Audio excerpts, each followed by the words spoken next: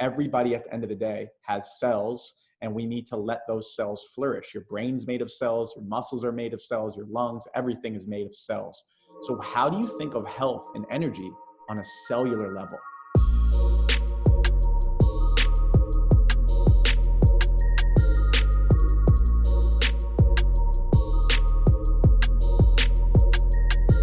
And we're live. Phil Michaels, he's in the building. The man, the myth, the legend. I'm so excited you're here. How is it going, my friend? So excited to be here. Thanks for having me. I am just honored. This is a pleasure. I know we've been trying to do this for a while now, so it's a gift. Thank you for having me.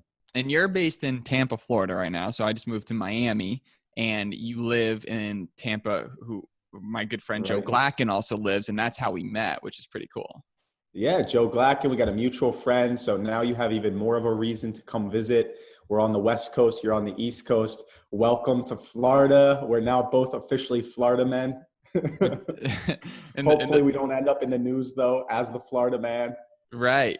Yes. Amen to that.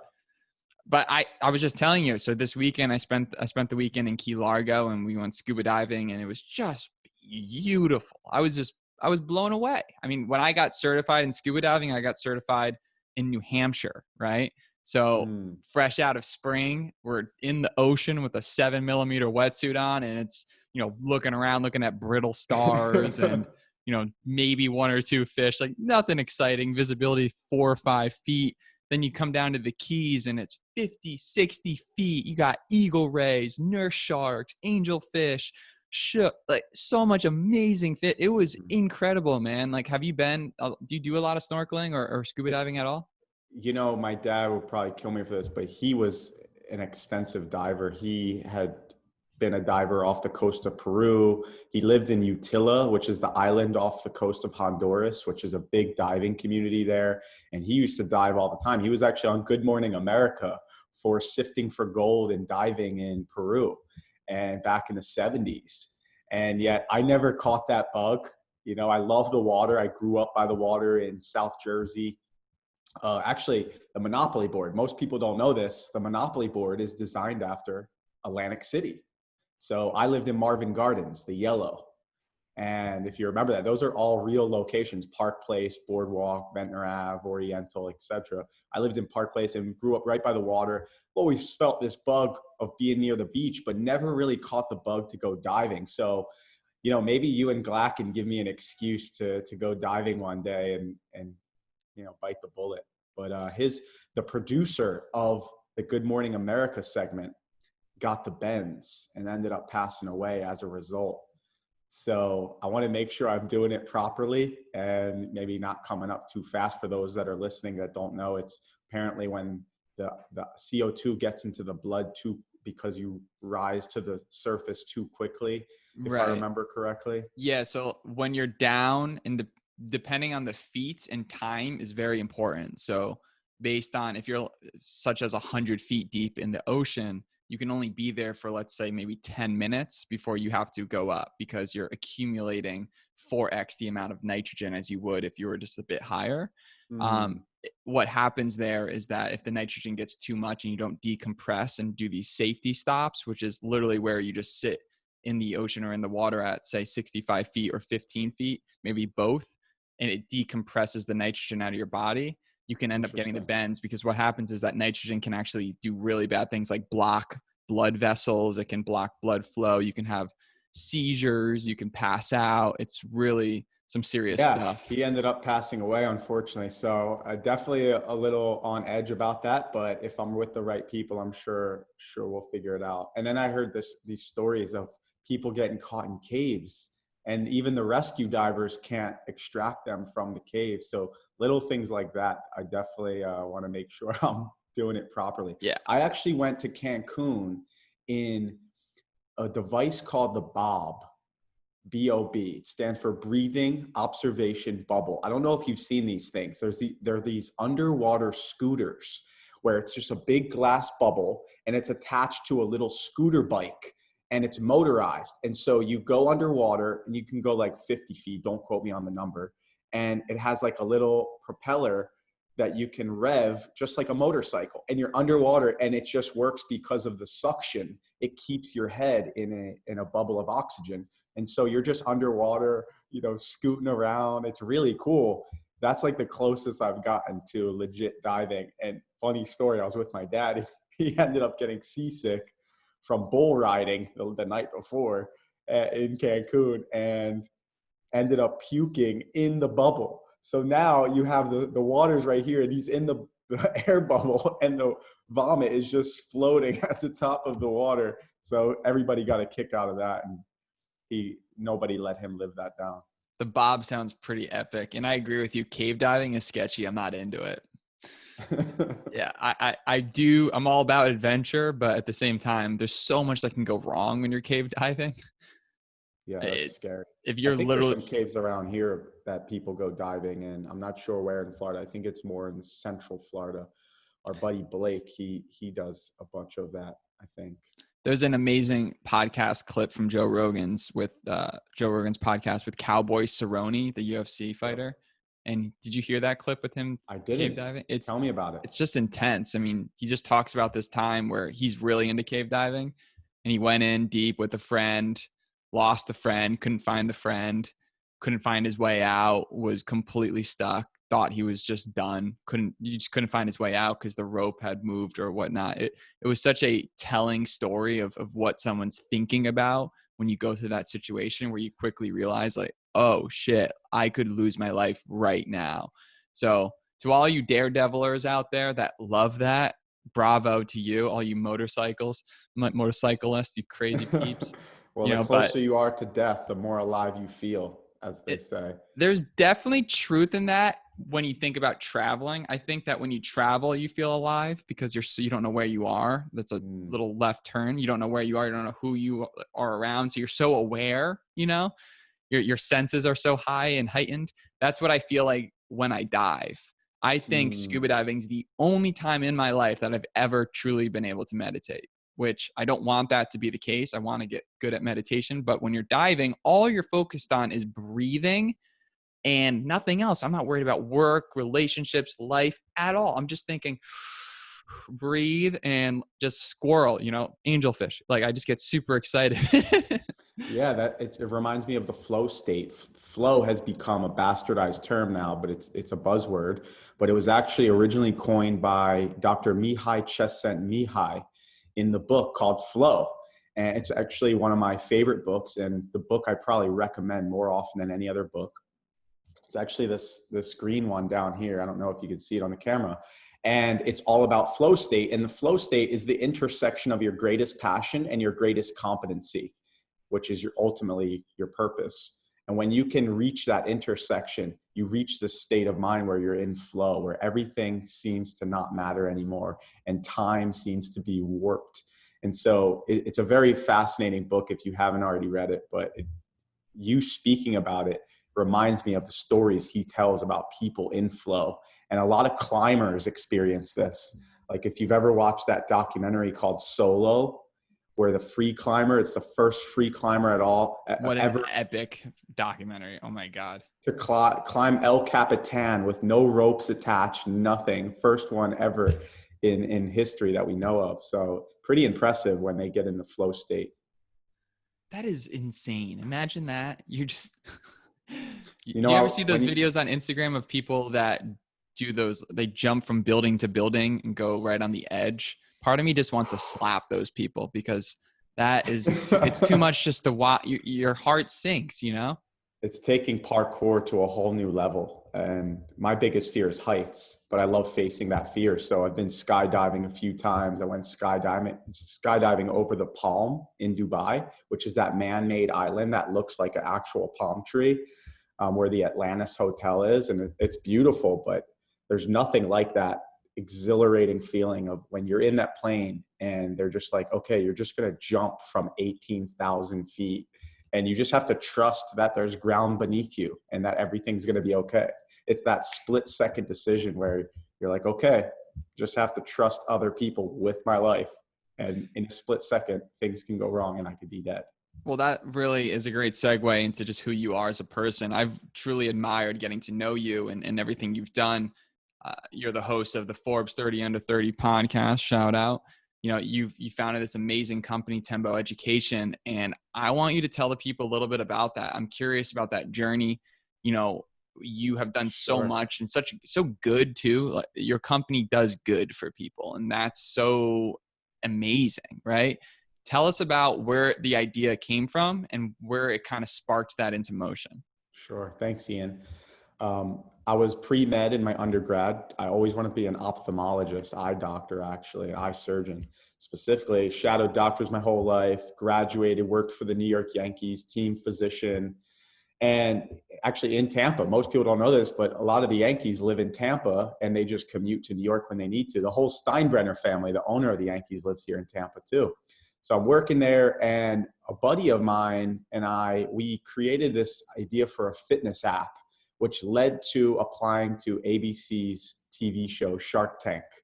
Ended up becoming a finalist for season 4 in 2012. There was 36,000 applicants, 141 finalists, and of the 141, we were one of them. And worked with Kate Ryu, the producer. I got to meet Damon John, Mark Cuban. And that led to, we ended up dissolving the business, but that led to this spark of entrepreneurship, just expanding. And I was like, wow, you could impact so many people as an entrepreneur. You could make as much money as you want. You can live the lifestyle that you want to lead. But as a doctor, I could only see so many patients, for example. So I decided to quit my pursuit toward medicine and wanted to become an entrepreneur. And my mom was like, who the hell quits the New York Yankees? And what the hell is an entrepreneur? So that was a difficult conversation to have. But that decision led me to wanting to get my MBA and a Master's of Science in Marketing, which is actually where I met Joe Glacken. So we're in grad school together, and I wanted to stand out amongst the crowd. I knew everybody was going to get their MBA sooner or later, so I wanted to do a dual degree. So I got 2 masters at the same time, MS in marketing and MBA. And while I was doing that, I started traveling the world. Spent time living in 5 continents. I've been to over 24 countries, and I was lucky enough to meet a lot of people and see a lot of initiatives, including those that were doing good. And what I noticed was a lot of people were donating either food, water, housing, or healthcare. Not many people were focused on education.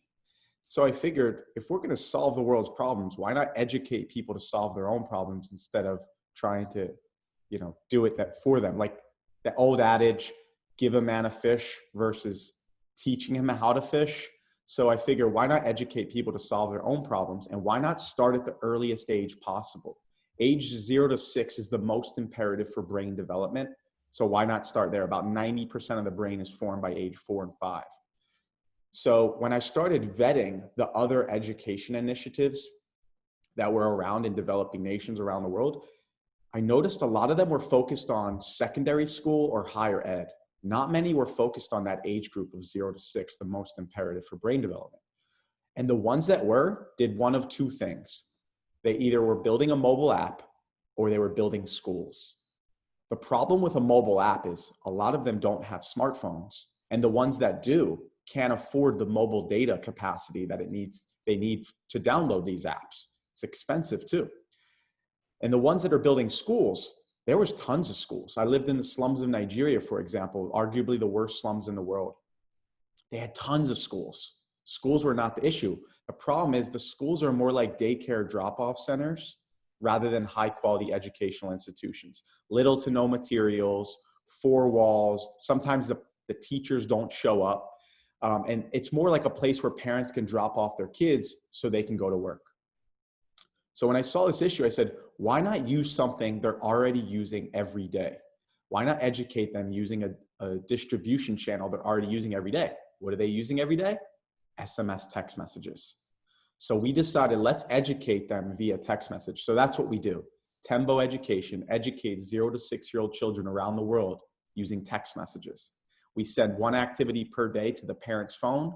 Parent educates their child using that day's activity. And then we reward the parent for educating their child with Amazon gift cards, mobile data for their phone, whatever that culture needs or wants to be rewarded by. We're in 5 countries now. Nestle is our biggest customer. So we've been very lucky to come a long way. We started it in Nigeria. And we're now working on the technology to allow anyone in the world to sign up. That's what we're currently developing. And we're now on WhatsApp. We're an official WhatsApp educator. So we actually have like the green check mark next to our name when you receive the activity. So that is kind of how the idea formed. That led to me getting lucky enough to be published in Forbes magazine as the top 30 entrepreneurs under the age of 30. That led to a lot of people saying, hey, Phil, can you help me with my business? And I was like, sure. And I started helping people on the side just for free, friends, peers. And what I realized, Ian, two things. One, I really freaking love it. And two, I'm really freaking good at it. And so I started to become a business coach, a performance coach for peak performers, mostly CEOs at Harvard and MIT, because I lived in Boston for about 3.5 years. But I also coach the #1 Saudi rapper in the Middle East in Dubai, the #1 poker player in the world, investors, traders, and others. Just those that want to be at the top 1% of their game. So that's what I've been focusing on now, and to help others become educated in business and life and how they can learn best practices, whether they want to start their own business. So I'm sure you have those in the audience that, one, they have an idea, but they haven't taken that leap yet. Or two, they already have the idea, they already have a business they're running, but they want to learn best practices. That's why I created the podcast. So the Phil with Forbes 30 Under 30 is the only podcast in the world that exclusively interviews those that have made the Forbes list. And so it's to provide those best practices, the ways, the stories that people use to get to where they are now, but from successful, well-known entrepreneurs. LeBron James has made the list, so it's athletes too. It's not just entrepreneurs. It's people that have made the top 1% of their game in 20 different industries: music, entrepreneurship, etc. So that's my story.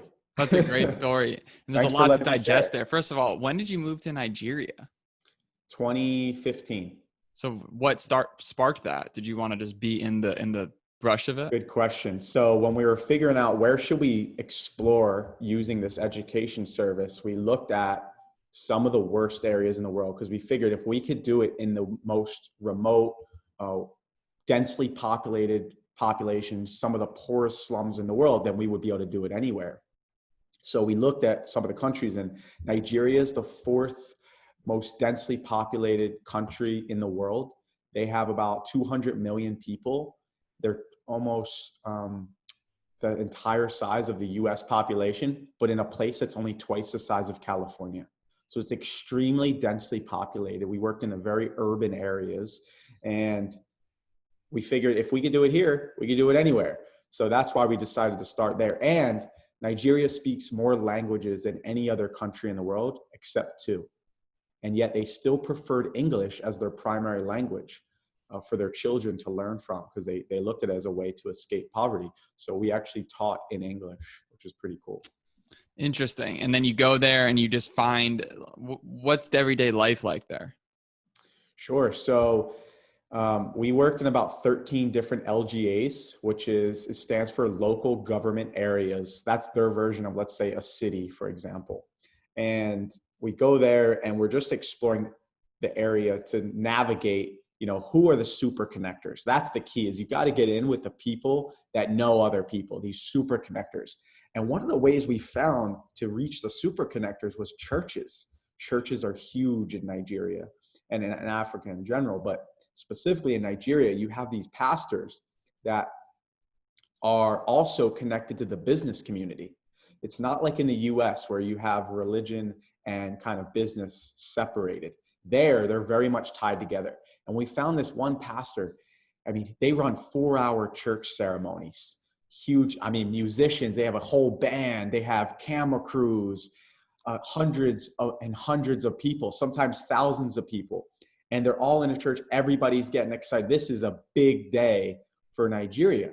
So the pastor is up there, and he's also a partner in an accounting firm. So he's a pastor and running this successful business, which is rare. But we knew that if we could get in with this guy, we're in there like swimwear. So we're at the ceremony. We're one of his guests. So he reserved seating in the very front row. So it was my team and I, my co-founders and I, we're in the front row and we're like, this is big. And I'm wearing the Nigerian garbs, Ankara design, which is a Turkish kind of design to it. It was really cool. So I got the whole garb going on, and we're going through the ceremony. We're singing, we're dancing, we're having a great time. And all of a sudden he goes, I want to welcome a very special guest to the stage. And there's thousands of people around, and we're looking around like, who's he going to call? This is going to be great. And he goes, I'd now like to welcome to the stage Phil Michaels from the United States of America. He didn't tell me this. I had no plan. I didn't know what I was going to say. So now I have to go up on stage and speak to an audience I've never been prepared to speak in front of. I'm a grad student just trying to figure out my way. Brings me up on stage, and I'm speaking in front of all these Nigerians. And I'm like, what am I going to say on the way up? I'm so nervous. Like, what am I going to say? What am I going to say? And I look at the back of the room, and I see their logo. It's very well branded. The churches are very business oriented there. They have social media handles and everything. And the logo says the Trinity House. And something lit a light bulb there, turned the light bulb on from me. And I go up there and I'm thanking him, and I say, I just decided to end the conversation with this line, and it really helped. I was like, I now know why the Trinity House is not just a house, but this community has made it a home. And everybody goes, up Nigeria and up Niger. And it's their version of God Bless America. And the crowd goes wild. They're like, yeah. And I'm just like, oh my gosh, thank God, thank God. Said something that resonated with them. And I'm like, all right, I'm going to end on a high note. Yeah. Get off stage. Get off. Scurry off the stage. Damn, that's intense. What an awesome experience.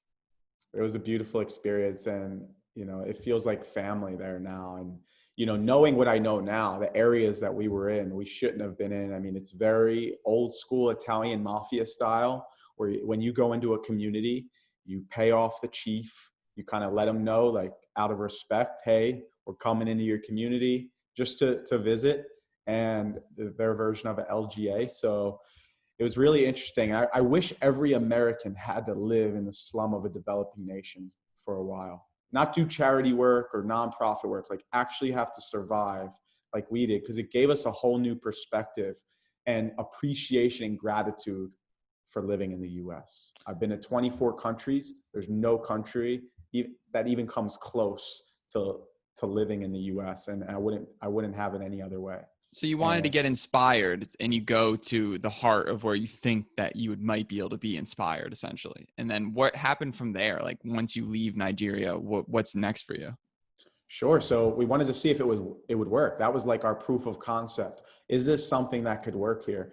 So we built it not knowing where we were going to scale to next.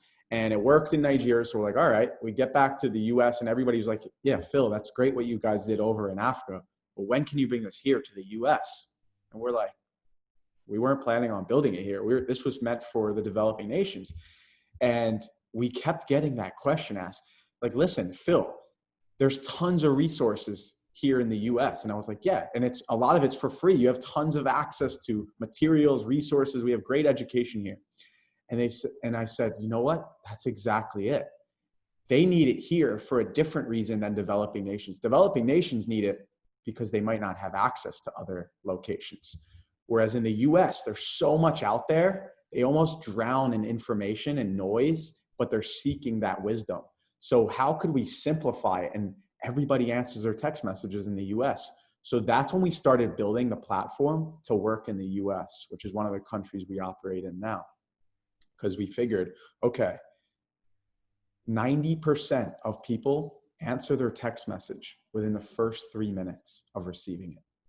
You don't get email response rates like that, and newsletter response rates like that, phone calls, etc. So we said, maybe we're onto something here. So that's when we started developing a platform that could work in other countries. And that's why the tech now, we're in 5 countries now, but the tech we're building now is going to allow any parent across the globe in any country to sign up on their own when they want.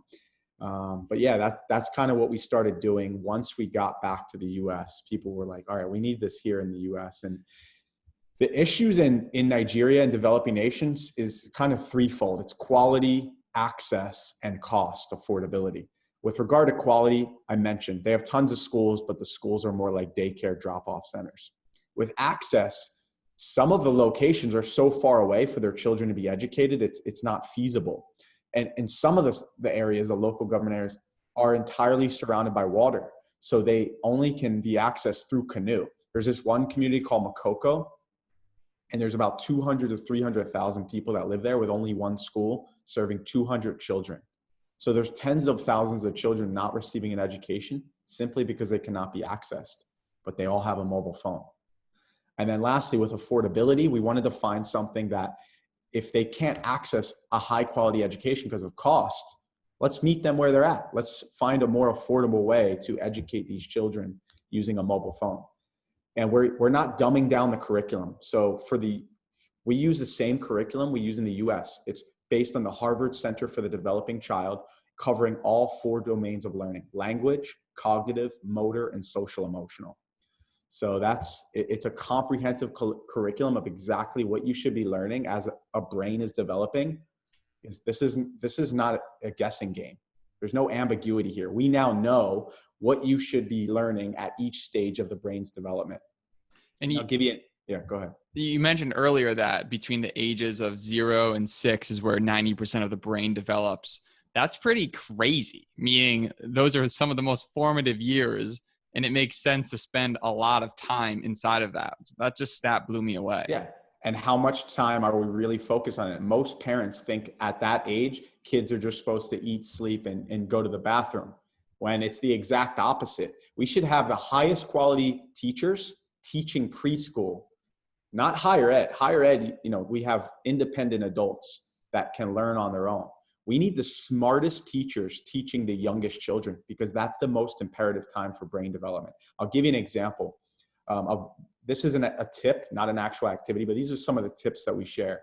Children that watch TV with subtitles on learn to read 2 years earlier than children that watch TV without subtitles. That's the change of a button on a TV remote, but changes the trajectory of your child's life forever. Because what you do from 0 to 6 impacts you for the rest of your life till 40 years of life and later, studies show. So that's one example. Another example is what American Academy of Pediatrics recommends is no child at the age of 2 or below should be exposed to screen time. How many parents are following that? Not many. How many kids you see with an iPad out or a phone? They're being exposed to way too much screen time. And what's happening is one of the ways that you detect proper development in a child is through this exercise where you roll a ball to a child. And if the child is developing properly with their gross and fine motor skills, the child should grasp for the ball with all 5 fingers. Even if they don't get it, they should still grasp for it with their whole hand. What children that have been exposed to too much screen time are doing is they're going like this, swiping at it as if it's on a screen. The children are not able to distinguish between 2D objects and 3D objects because they've been exposed to too much screen time. They think the object is like on a screen, like an iPad or an iPhone, rather than something in real life. Wow. That's so alarming. Imagine how that changes your brain for the rest of your life too. So parenting is so important. And I know I'm going on like a motivational rant right now, but what we do from 0 to 6 is so important that we won't have the problems we're having with adults right now if we focused more on parenting. Because those children, they're becoming the adults of our next generation, the future of our society. So yes, there are adults here. We need to fix problems we have in adulthood. We need to burn from both ends of the candlestick though. We can work on problems at adulthood, but we should be putting a lot of focus, energy, and time and effort on that first end of the candlestick where we are developing human beings, making sure they're good human beings for society. They have empathy, emotional regulation, emotional intelligence. It's so important. But that's my motivational rant for the day. I'm so into this. I want to go deeper. I mean, there's so much we could talk about.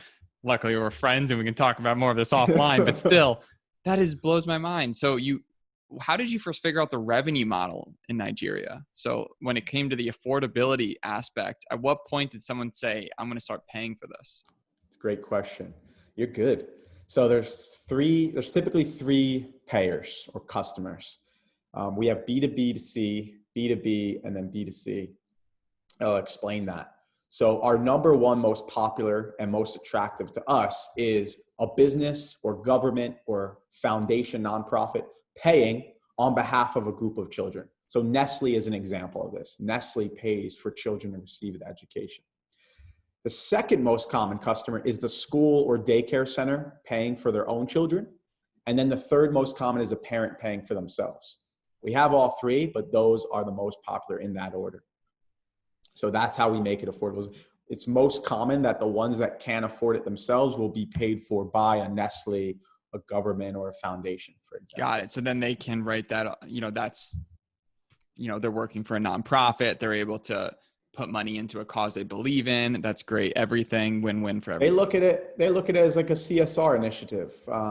They actually call it CSV. So CSR is corporate social responsibility. It's very popular. Corporations use this technique a lot, but they call it CSV, which is creating shared value. And they look at it as like, if Nestle is providing this amazing education for children, a Harvard-based education, our curriculum is developed in-house by our team from Harvard's Graduate School of Education. So a lot of very smart, intelligent people. And then they say, listen, we're giving these children and these families an education. The next time they go and choose a water bottle, for example, they're going to choose a Nestle water bottle over another brand. So it's creating that shared value of exchange. And then in terms of like the 0 to 2, you can't be looking at a screen. So you're not texting people then. Do you have a certain like age range you're texting people, like 4 to 6 then? We text the parents and then the parents educate the child. Got it. Okay. So the child's not actually getting the screen time. And we tell the parent exactly what to say and do with their child. So it's meant to be as easy and a turnkey process. So the parent just reads exactly what they need to say. We put in capital letters what the parent says out loud to the child. So it's meant to be so seamless, just one simple activity each day that can really change the trajectory of your child's life. And we actually start prenatal. We start at week 13 in the mother's womb, because that's the first time that neurons are created in the occipital and temporal lobe of the brain. So we figured, why not start at the earliest age possible that the brain is starting to develop? So we have activities that actually stimulate the brain from week 13 while it's still in the mother's womb. So there's little activities you can do with sound and light exposure, like exposing the mother's belly to light contrast. These are called light turnovers. And then there's also something called a conversational turnover. So they found that studies show that when you're talking to a baby, for example, and you should speak to them like an adult, full sentences, and you're talking to the baby and the baby makes a sound, even if it's incoherent, it doesn't matter. That's the baby's version of talking back to you. So you should talk as if it's a conversation. So if you say, hi, little Ian, how are you doing? And the baby say, goo, goo, gaga. That's their response. So you should respond as if they just said a coherent sentence to you. And that back and forth, that's one turnover. The more turnovers you have, the more neurons are created in the brain. So we want to try and fire as many synapses as possible, because what happens by age 4, Ian, is something called synapse pruning, where your brain basically tries to conserve energy. Your brain is always trying to conserve energy for survival. So your brain says, you know what? Some of these synapses and neurons, we're not really using that often. Let's get rid of them. We need to save energy. So you actually prune off these synapses, these neurons from firing, and you just focus on the ones that are most important. So if you're not firing them often and regularly, we get rid of them. So you want as much structured stimuli in the brain as possible between the 0 to 6, so you don't prune off that many synapses and neurons, because the malleability of the brain drops 50% by age 8 months old. So within 8 months, the malleability of the brain, meaning how fast and easy it is for the brain to change and develop, drops 50% by 8 months old. So you want to get as much structured stimuli from 0 to 8 months as possible. And then it drops almost another 50% from 8 months to about 4 years old. And then that's why it's about 90% of the brain is formed by age 4 and 5. So you're trying to get as much stimuli, structured stimuli, as possible during those years, because for the rest of your life, not only is the malleability going down, the physiological effort to create new neurons increases. So it's harder for you to create these new neurons, which is why it's easier for a baby to learn new languages and multiple languages than it is for you and I right now. I We love don't have this. the cognitive bandwidth. I love this. And if we took it a step past, just because you've done so much research into education, look at someone our age. How does somebody in their mid to late 20s or early 30s, how do they learn? Like, what's the most effective way to spark neurons and synapses once you're already this age? So there's so much neuroscience now. We're still in our nascent stages of understanding neuroscience. I just interviewed a neuroscientist from McGill University on my podcast. He studies, and I'll get into your question in a second, but this is really cool. He studies post-mortem brain tissue samples for those that have experienced trauma in their life. So he takes the brain after someone has died, takes that tissue sample and studies what were the neurological pathways that something in your childhood might have occurred and led to, let's say you died by suicide. What led to that? He looks at the process through which the biochemical pathways have traversed. I mean, it's unbelievable. He works specifically in the Brodmann area 10 of the prefrontal cortex. 20 years ago, we didn't even have the ability to look at this. I mean, we finished the Human Genome Project in, I think, 2005. So we're still in our nascent stages of understanding the human body, let alone the brain. The brain's a whole nother map that we're trying to figure out. So what could you do right now as our age or an adult to tap into that? So one of the things, like you said earlier, meditation. There's numerous studies. I use transcendental meditation. Oprah uses it, Ellen DeGeneres, Jerry Seinfeld, Howard Stern. It's very popular. It's called TM for short, Transcendental Meditation. It was a required course in the 70s for Ivy Leagues. So they used to use this as a required prerequisite course. And it's 20 minutes twice a day, completely unguided. There's no app. It's unguided, and you get trained in it, and then you're a TMer for life. So meditation is one. Breathing is another. So I'll tell you how I start my morning. This is what I learned from neuroscientists. You want to get as much oxygen to the brain as fast as possible as soon as you wake up. Just think about it. When you're not using oxygen, not using water, not using food, which one could you last the longest without? Food. And then the second longest? Water. Breath, very short amount of time before your brain tissue starts to die without breathing.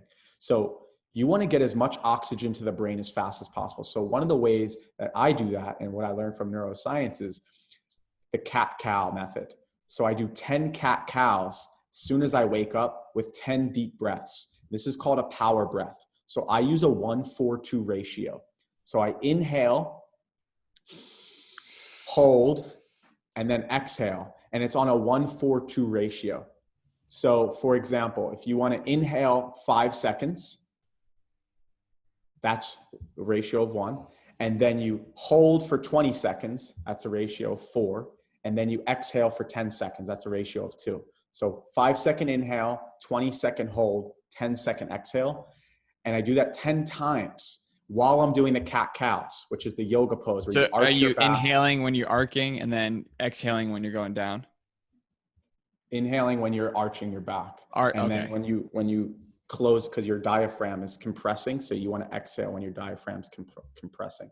So do that to immediately get cerebral spinal fluid through the spine to the brain. You want to light the spinal cord up, the central nervous system up. And the way you can do that is with these cat-cows and with your deep breath. And then I immediately drink 20 ounces of water, and then I get exposure to the sun, because sunlight sets the circadian rhythm. So you want to get the vitamin D. The eyes are one of the most vascular parts of the body. So you're getting vitamin D assimilating to the body through the bloodstream. So it gets sun exposure. That sets the circadian rhythm. And meditation, 20 minutes. I use the Muse too to track. I know we talked about this, it's EEG. So I like tracking it from a scientific level. And then I use the Whoop for the sleep tracking. So I do that. And then I do something on a rebounder. It's a mini trampoline where I lymphasize the body. This is what Tony Robbins uses before he goes on stage. So I'll jump and shout my incantations to get the body viscerally feeling the energy. But there's science behind this. It's called lymphasizing. Your lymphatic system is what removes toxins from the body. So I jump on this trampoline, and it's not those typical old school trampolines with the metal springs. It has like 100 bungee cords, and you jump about 2 times the force of gravity when you're coming down. So it shocks the lymphatic system and gets the lymph fluid, which is why they test like your lymph nodes will get swollen when you're sick because it's trying to fight inflammation and infection. So you're trying to get the lymph flowing through the body. And the way I do that is jumping on this trampoline. I'll blast some music, embody my incantations, get my body pumped up, because you want to excite the lymphatic system. And what happens is something called autolysis, where your cells will start to remove dead, damaged, and old cells and replace them with brand new ones. So you're trying to help your lymphatic system do that. And the way I do that is by jumping on this trampoline rebounder. So you want to do the cat-cows, the breathing, get the cerebral spinal fluid going through the brain. You want to make sure you're getting exposure to sunlight, meditation, and then lymphasizing the body. Stretching is another way to get the blood flow through and oxygen through to the muscles. So these are little things that you can do as at our age to help the brain repair itself, to help the brain create new neurons, and then also learning something new, going out and trying to expose your brain to novelty. Anytime you can learn something new, it requires the brain to create new neurons and fire those synapses. If you get into this routine where you're only doing the same thing over and over and over again, think of your brain as like highways. You're following the same highway, and these neural pathways just get a deeper and deeper groove every time. It's the same reason why you ever go to the same path every day, you're commuting the same path every day, and then one day you're going to take a different path, but you end up going the same route you usually do. That's because of these neural pathways have been so deeply ingrained that you continue to follow it because it's easier. Remember, your brain is always trying to conserve energy. So when you learn something new, it requires more cognitive bandwidth, more energy to do this, but it helps create these new neural pathways, these new synapses. And this is the second book. I'll conclude by saying this because I've been going for a while. But the second book I recommend more often than any other is called The One Thing by Gary Keller. He's the founder of Keller Williams Real Estate, the largest real estate company in the world. And it's all about cognitive bandwidth. How do you conserve cognitive bandwidth? It's called The One Thing by Gary Keller. And the whole idea is you want to focus on the absolute most important thing first. Brian Tracy calls this eat that frog, because that's when you have the most amount of cognitive bandwidth. So every time you do these small little things, you're using cognitive bandwidth. Small decisions like, what am I going to eat today? How much of it do I have to buy at the grocery store? How am I going to cook it? What's the step-by-step preparation? All these trivial decisions are wasting precious cognitive bandwidth. It's why Obama typically wore 1 of 3 suits. And the reason he had 1 of 3 email responses, which was like yes, no, or discuss later. It's because they were trying to conserve cognitive bandwidth for the trivial decisions so they can use their cognitive bandwidth for more important things and creative decisions. And one of the ways that you can conserve your cognitive bandwidth is make sure you're doing the most important mentally taxing task first when you have the highest amount of cognitive bandwidth. What about when you go to sleep? You have this amazing routine for waking up. It seems like it's about an hour long. Does that sound about right? Yeah, there's a, plus or minus. Mine's about an hour and 15 minutes because of the incantations I do. But, for some, it could be shorter. It doesn't need to be that long for it to be effective. There's other forms of meditation. One of the things I was going to mention before I get to the evening routine is one of the things I would mention to clients about meditation is if you're just starting out, there's Headspace, there's Calm. These are apps that are great for starting out. But if for someone that likes variety, maybe you don't like listen to the same voice every day, or you don't like listen to the same nature sounds every day. There's something called Insight Timer. And it has It's a platform for meditation practitioners from around the world to provide their own practice on the platform. So you can listen to a new meditation every day because there's thousands of people to listen to, short, long, in the middle, nature sounds, guided, unguided. They have a plethora. So if you like variety, I recommend that one. But if you're really looking for an advanced level of meditation, transcendental meditation is what I would recommend. And I don't work for them, disclaimer. So I don't get compensated for saying that for any of those. But to answer your question about a night routine, what I recommend to clients and what some of my clients do is you have a set time that you anchor your wind down to. So it's important to have a wind down routine, and anchoring it can help. So anchoring means, let's say you brush your teeth every night at 9 p.m. You already know that's going to happen. You already do that regularly. You don't have to use much cognitive bandwidth. It's kind of second nature to you. Well, if you want to instill a new habit, a new wind down routine, anchor it to that already existing habit. It takes less cognitive bandwidth to do so. So let's say, okay, before I can brush my teeth, I'm going to do two things. And that's what I recommend to clients. You have a light setting for nighttime. So turn X amount of number of lights off. So you should only have like your bedtime light on or your nighttime lights. We use a Himalayan salt rock lamp. That's our nighttime light. We know it triggers the brain to start releasing the melatonin. So you start to sleep better. So it's triggering the brain like, oh, it's time to get ready for bed. So that's one thing. The other thing is temperature. You want to sleep about 65 to 68 degrees at nighttime. So we turn our temperature down. So we're anchoring these habits to one that we're already doing regularly. These are quick little tricks that you can use to make sure that you're putting your body in a place that's conducive for sleep. Another thing you can do is, blue light blocking glasses. I use Warby Parker because they don't have those funky yellow lenses. They have regular clear lenses that don't look like you're wearing those funky ones, but it still blocks the blue light. So you want to remove screen time at a certain time before bed. I recommend 2 hours, and then set the temperature, set the lighting, and anchor these habits all to one habit that you're already doing consistently. That's a tough one right there, right? Like you set this anchor and then you have these 2 hours without your phone, right? So you're thinking to yourself, what do you do during those 2 hours? I mean, you can read, but what else do you do? That's a great point. You can never end a habit. You only replace it with a different one or a better one. So there's a lot of studies behind, quitting smoking or quitting a certain diet habit that you have. You have to replace it with a new and better one. You can't just get rid of it. So you want to think about what are the things that you could do that will still allow you to feel like you're getting something out of it. You're getting some sort of stimuli, but it's to the point where it's conducive to sleep. So one of the things that my clients do is, like you said, read, but not on a screen. They don't expose themselves to blue light. And one of the ways you could do that is with F-Lux or the night shift on Apple products. And then also a hot shower. Believe it or not, I do cold showers at the end of every shower, except when it's at nighttime before bed. It sounds counterintuitive, but you actually want to take a hot shower to lower your core temperature.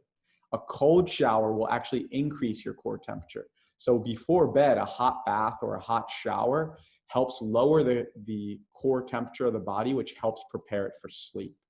So the body uses blood for thermoregulation to control your temperature. So you want to make sure that the blood is setting you up for sleep. And so what happens is the blood removes toxins from the body, brings nutrients to the body, brings oxygen to the body. So the way that you can help it is by lowering the temperature. So it's not being used for thermoregulation. It's being used for the body's process to clean it out and repair it. That's what happens when we sleep. We're just repairing the body, recovering to prepare it for the next day. So to answer your question, those are some of the things that you can do. A hot tea, so something that doesn't have caffeine. A lot of people like to use that wind down tea. Some people, prefer just hot water with lemon.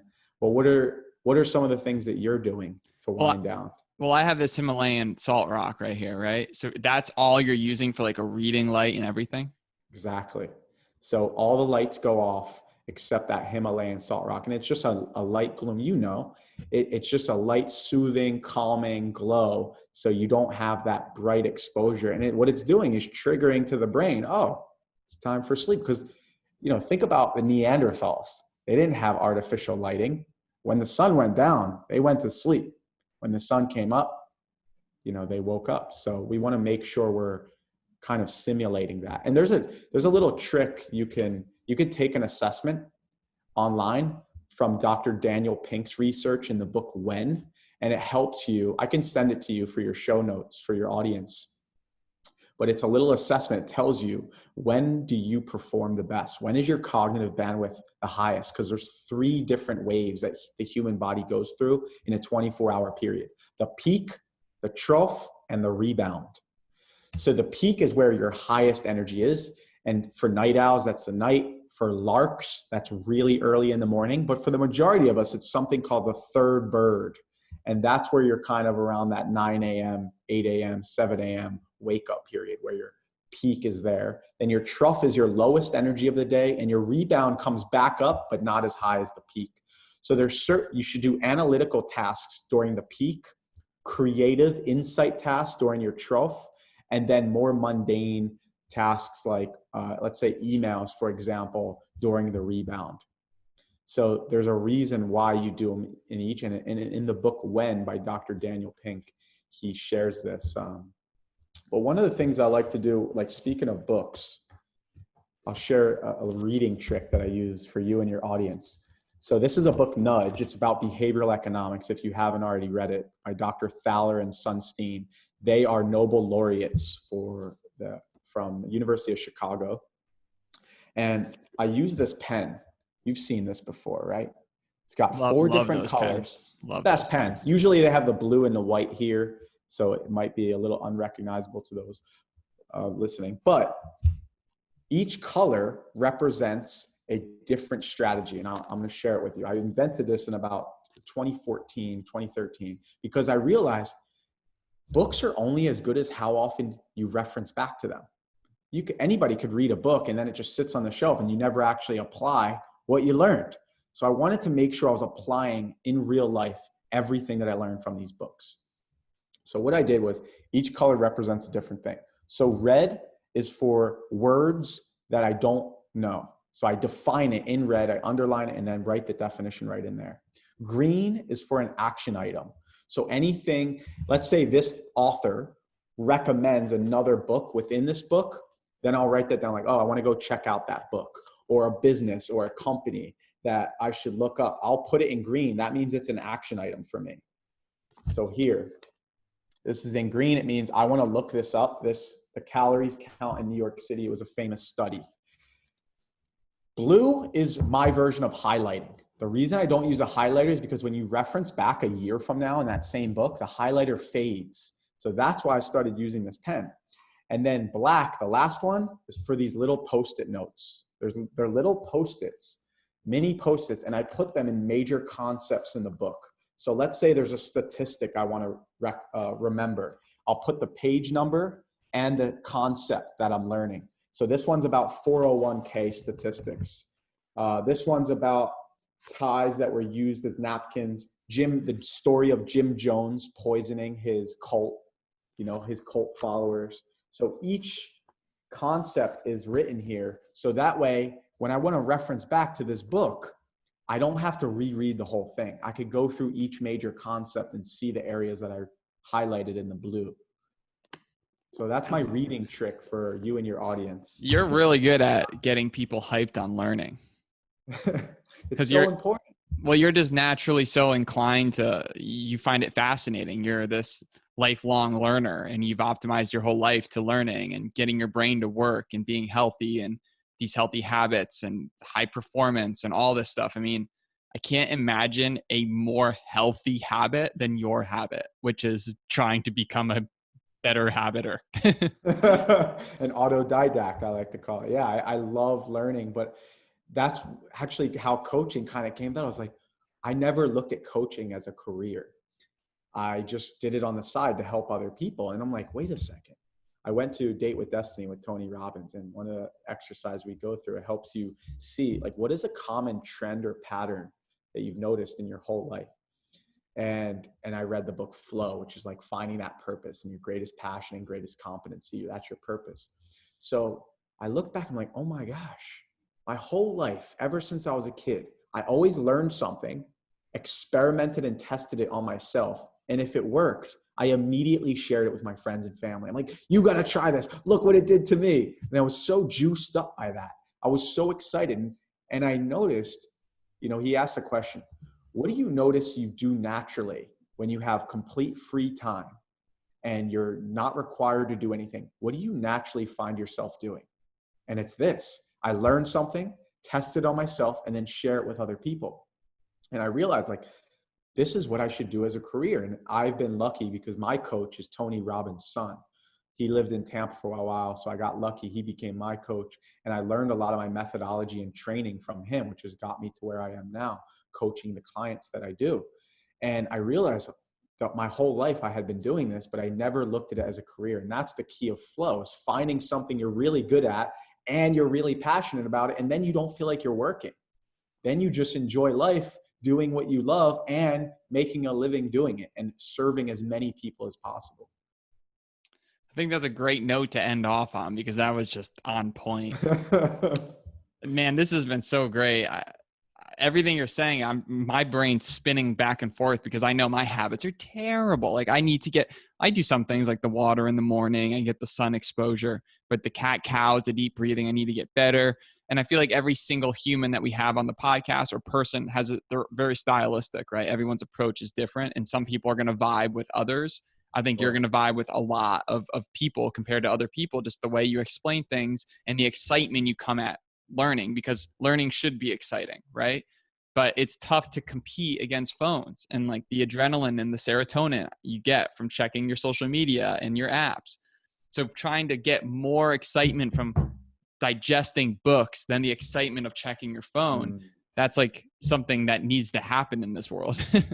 There's so much opportunity. At the end of the day, Ian, we're all just animals.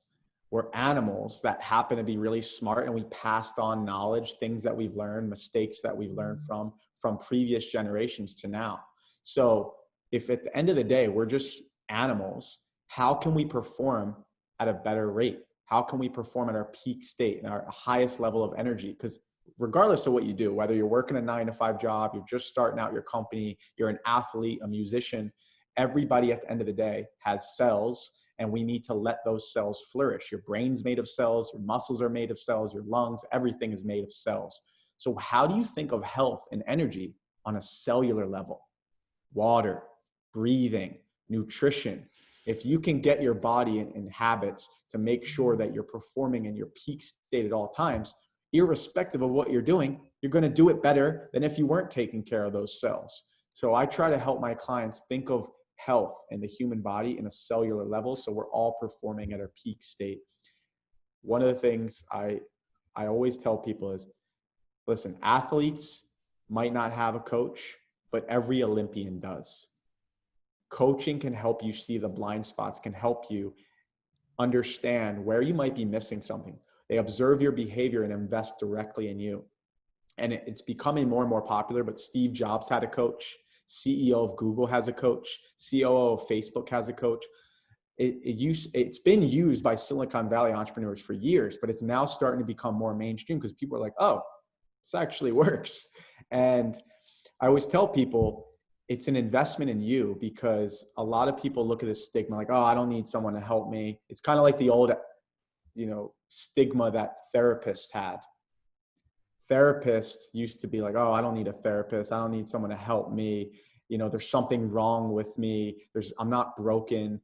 And now people are realizing, oh, actually mental health is really important. Emotional health is really important. Everybody should have a therapist. And that's now starting to happen with coaching. Like, a lot of people thought, oh, I don't need a coach, but you're not broken. You don't need to be fixed. It's just helping you perform in your peak state. Just like Olympians have coaches. It's people that want to perform at that top 1% of whatever they're doing, and someone that can directly invest in you. Because as an entrepreneur, you can't always tell your co-founders everything.